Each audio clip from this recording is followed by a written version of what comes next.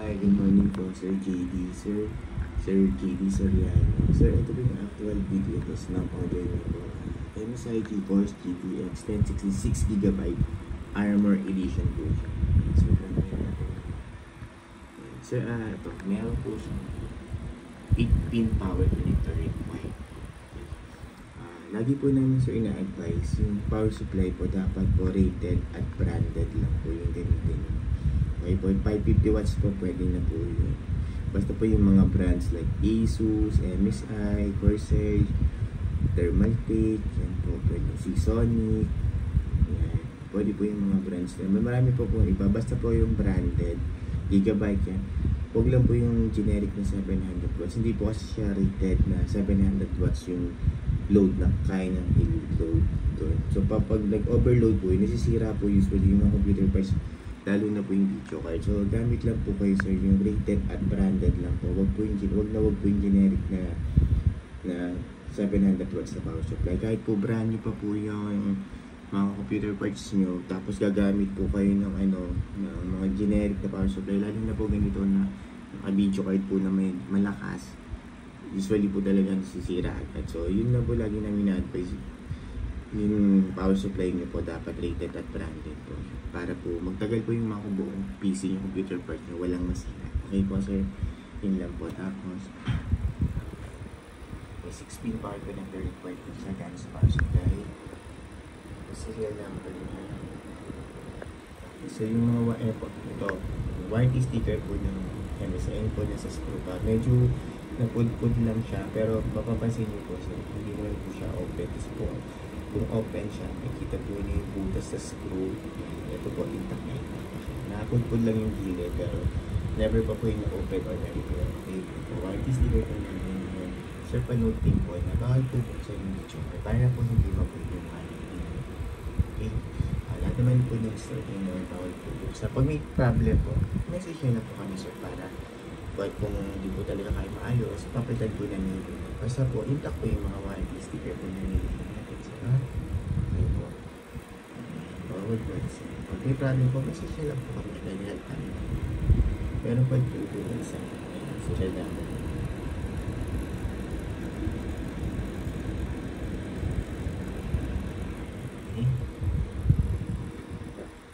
Ito po, tinitis namin sa Permart. Yung buong view. Time check po dito sa Permart.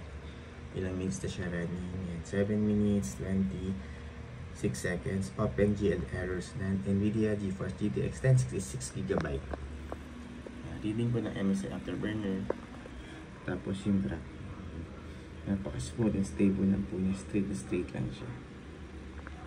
Yung buong screen, wala po kahit na anong issue, walang random restart or random shutdown, walang hang and freeze, wala din pong BSOD at garbage display na lumalabas. Napaka-smooth and stable lang po, guarantee po namin yan sir. Wala kayong magiging problema. Alright. Yan. Time check po niya. 8 minutes, 15 seconds na po. Napaka-stable. Yung graph, yan po. Straight na straight yan. Smooth na smooth lang po yan sa GT. Okay, close ko na po ito. Yan. Yan po yung format, yan yung laro natin. Yan po yung settings ng laro natin. Ito po, reading ng MSI Afterburner. Software po yan. GPU-Z. Full details and specs po sa GPU-Z. Yan. Sensor. Ayan, lagi naman po may reading. Tapos driver check po. Right click lang po dito sa desktop. Yan.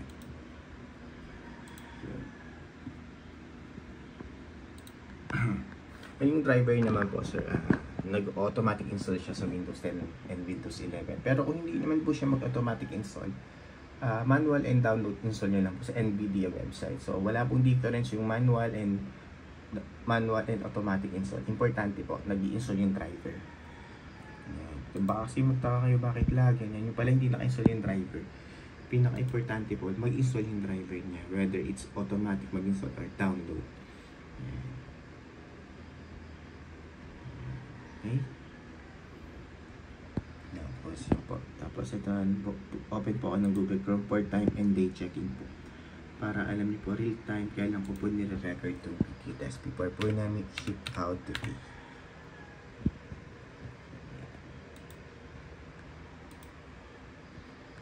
So, 7:57 AM, Sunday, August 25, 2024. Yun po yung current date and time natin. So, ngayon, before po namin i-ship out, tinas po muna namin.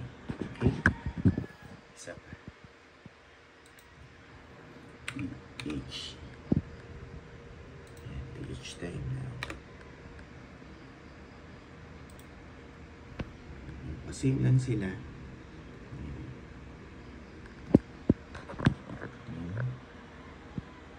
Okay.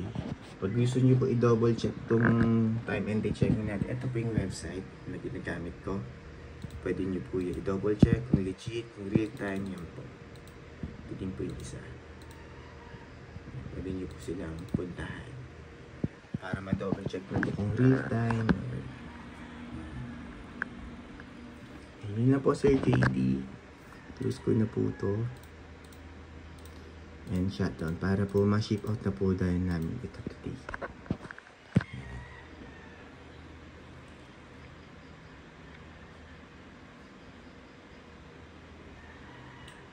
Yan.